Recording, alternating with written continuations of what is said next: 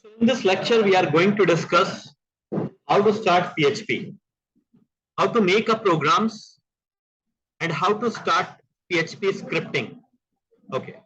So first of all, we have to install server. There are so many servers are available according to the app operating system, but I will prefer XAMPP. XAMPP is a server used to run the PHP related programs. Because PHP is a server-side scripting language, so all the server-side scripting language need a server to execute. So XAMPP is a server. I'm not going to tell you the installation process in this video. It is my assumption that XAMPP is already installed. XAMPP is already installed. Install करने के बाद, after installation, how to start? So first of all, you have to go in the C drive. Then you will see a XAMPP folder will be there. Just a moment. This is XAMPP actually. Okay. Now, if you will see this folder in the C drive, that means XAMPP is properly installed in your machine, because after successful installation only this folder will be created. Now double click on this. The another important folder is that htdocs. Okay, you have to click on the htdocs. Okay, this is the area where we place all PHP files, so they will be executed on browser. तो यहां पर हम एक folder create करेंगे जिसका नाम हमने रखा mvoc php, right? And inside mvoc php, I'm going to create a PHP file. Right click, new text document, first demo, and txt will be replaced by PHP. Always we have to keep this thing in the mind कि जितनी भी files बनेंगी PHP, उनका extension .php होगा. PHP extension means we are specifically designing and creating a file for PHP. Okay. अब इसके बाद सामने देखो टाइप PHP is coming. अब इस फाइल को हमें एडिट करनी है और उसमें कुछ कोड लिखना. उसके लिए हम कोई भी एडिटर यूज कर सकते हैं, like notepad, like notepad plus plus, like VS code editor, like सबलाइन. तो हम लोगों ने डिसाइड किया है कि हम लोग सबलाइन यूज करेंगे. Sublime is a very light weighted fast editor for writing the PHP. Okay, तो इसके लिए वेरी सिंपल,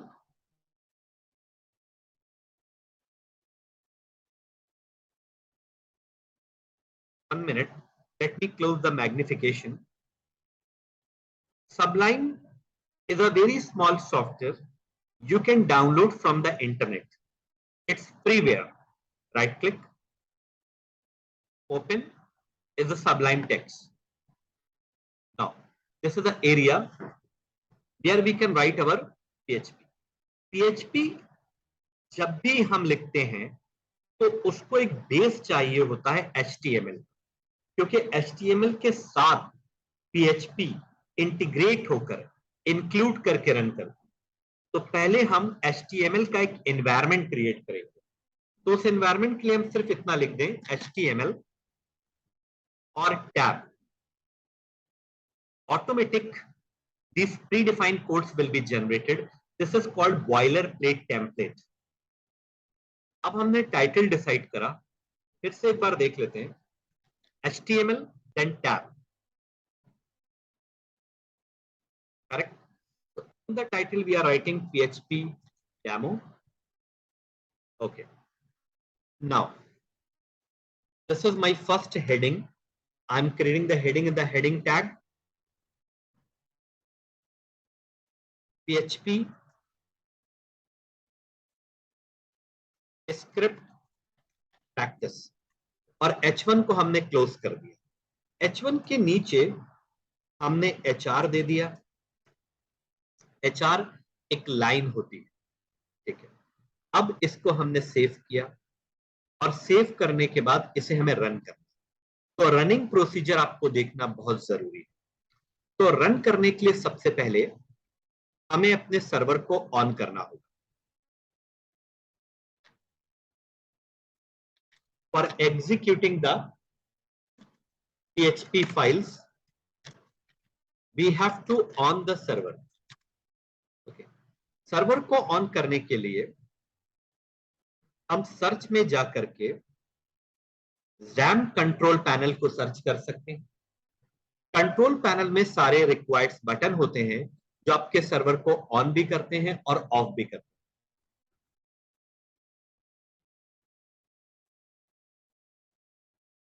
अब यहां पर there are so many action buttons, but अभी हमें जिसका काम है वो है अपाचे।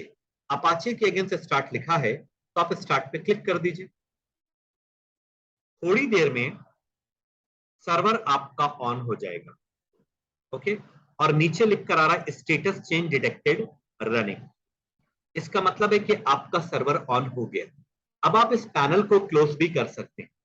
क्लोज करने का मतलब ये नहीं है कि आपका सर्वर ऑफ हो जाएगा, सिर्फ ये पैनल क्लोज हुआ है। अब उसके बाद आप जाएंगे गूगल क्रोम में और यू हैव टू चेक कि आपका सर्वर ऑन हुआ या नहीं हुआ। Step by step I am explaining everything. ये आपका ब्राउजर है,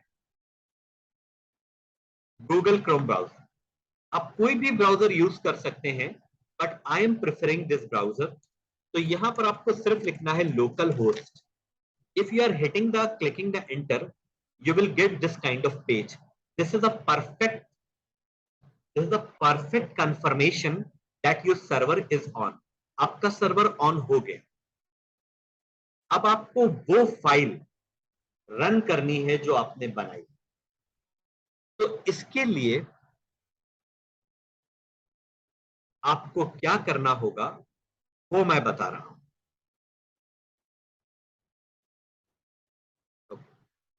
जस्ट ऐसे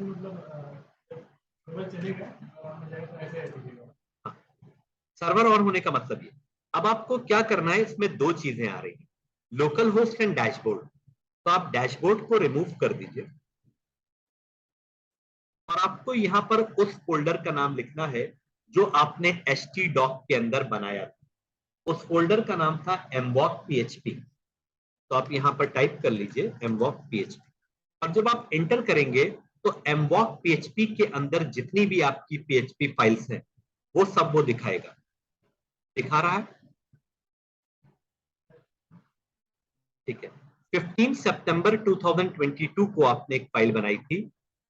अब आपको ये रन करना है। तो you have to simple click on this file and you will get some output on the screen. इसका मतलब ये है कि पहली PHP फाइल हमने रन कर दी, बट इसमें अभी कोई भी कोड PHP से रिलेटेड नहीं है।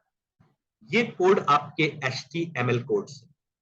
तो PHP के कोड हम कैसे HTML के साथ इंटीग्रेट करेंगे उसके बारे में अभी हम बताते हैं। पहले हम इसको थोड़ा एडिटिंग कर लेते हैं।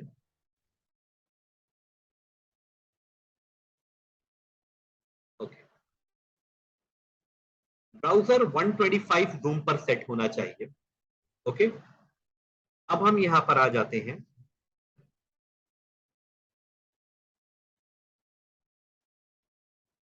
सबलाइन एडिटर में वापस। अब देखो, हम इस हेडिंग का कलर चेंज करना चाहते हैं, तो इसके लिए हम CSS यूज कर सकते हैं। तो CSS को देने के लिए there are 3 types of CSS as we know that. Internal CSS, inline CSS and external CSS। तो हम यूज कर रहे हैं, हम यूज करेंगे internal CSS। Internal CSS always given in head section. Okay, अब हमें क्या करना है, I want to change the background colour of the heading. तो H1, this is called element selector, यानी H1 पर हम काम करने जा रहे हैं। तो background colour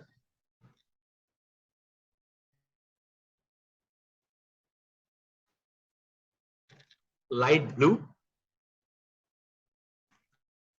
and colour colon black, यानी बैकग्राउंड का कलर लाइट ब्लू हो जाएगा और कलर ब्लैक हो जाएगा। And text align centre. अब हमने इसको सेव कर लिया। सेव करने के लिए आप फाइल में जाइए और वहां पर सेव का बटन है, उस पर आप प्रेस कर दीजिए। अब आप ब्राउजर पे जाएंगे जहां पर आपने इसको रन किया था।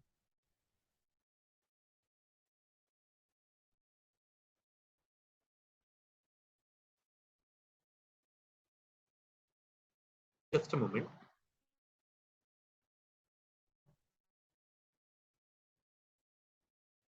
I want to close all this. Actually, some bootstrap files are opening.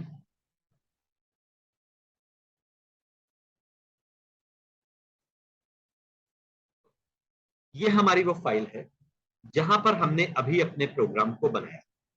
अब हमने वहां पर कुछ चेंजेस किए हैं, हम चाहते हैं कि वो चेंजेस यहां पर रिफ्लेक्ट हो। तो बस आप एक बार रिफ्रेश पे क्लिक कर दीजिए। तो जो चेंजेस आपने किए हैं उसका रिफ्लेक्शन यहां पर आपको इमीडिएट मिल जाएगा। Are you getting? But still I am saying कि अभी इसमें कोई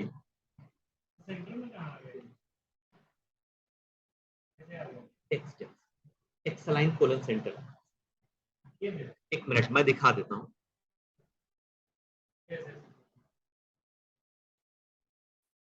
और कलर मीन्स होता है फॉन्ट कलर और बैकग्राउंड कलर होता है बैकग्राउंड कलर। अब अगर हमें कुछ PHP से रिलेटेड करना है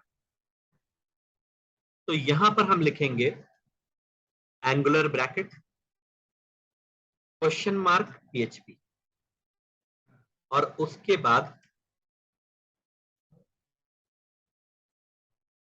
क्वेश्चन मार्क एंगुलर ब्रैकेट। ये आपका PHP सेक्शन है, इसके अंदर आप PHP से रिलेटेड कोई भी कोड लिख सकते हैं। PHP में जितने भी वेरिएबल्स हम डिफाइन करते हैं वो डॉलर से होते हैं। तो $p is equal to 3000. This is my principal and every line of the PHP is terminated or end with semicolon. हर एक लाइन के लास्ट में सेमीकोलन लिखना जरूरी है।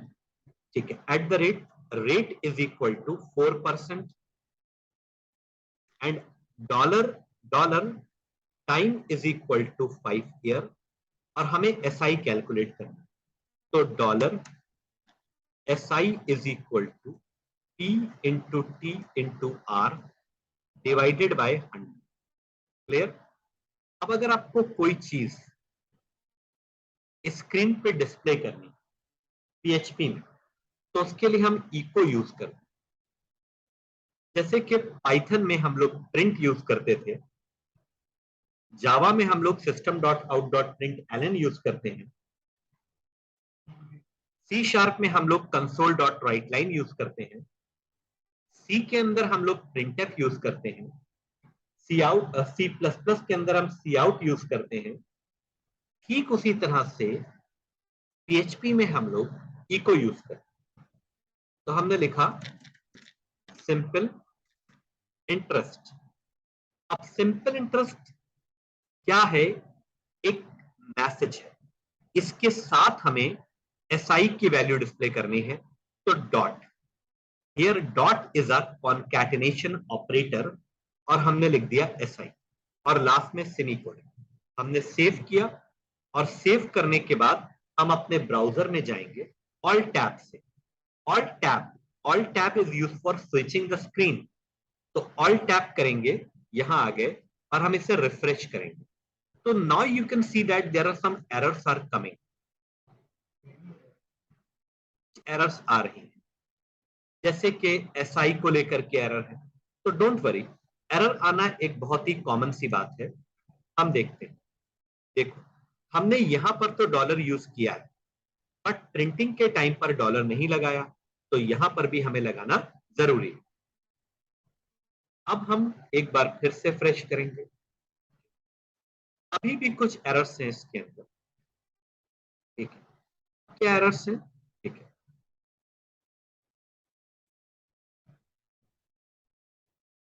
Dollar P is equal to 3000, R is equal to 4, T is equal to 5।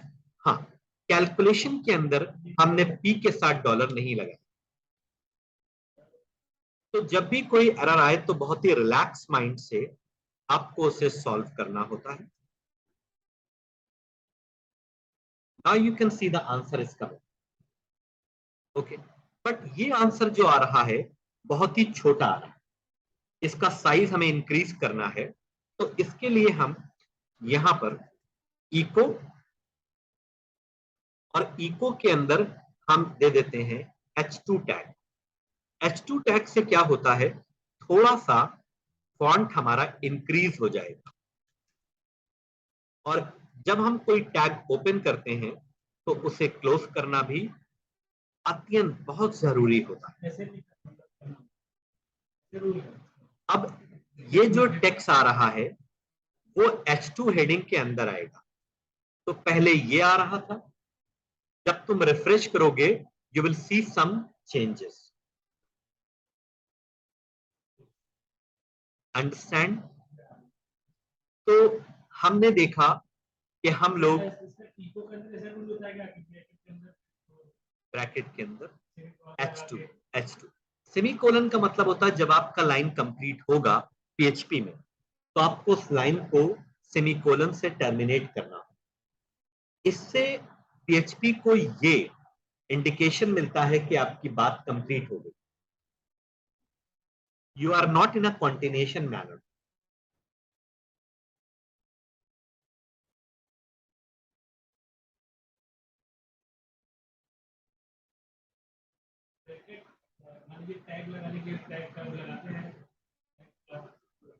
Yes, अगर तुम्हें colour change करना है, अगर तुम्हें कलर कलर चेंज, ये इको का ब्रैकेट ओपन है, ये इको का ब्रैकेट क्लोज है, और टैग के लिए तो एंगुलर ब्रैकेट लगता ही है, क्योंकि HTML का टैग बिना एंगुलर ब्रैकेट के नहीं होता। अच्छा, अब उसके बाद हमें H2 यानी कि हेडिंग 2 का कलर चेंज करना।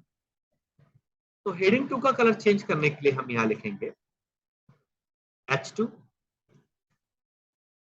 And colour colon blue. तो जैसे ही हम सेव करके जाएंगे, now the colour has become change to blue. तो आज के लेक्चर में हमने इतना ही रखना है, और उसके बाद में हम और आगे इन लेक्चर्स को लेकर के जाएंगे। Thank you so much for listen me so politely.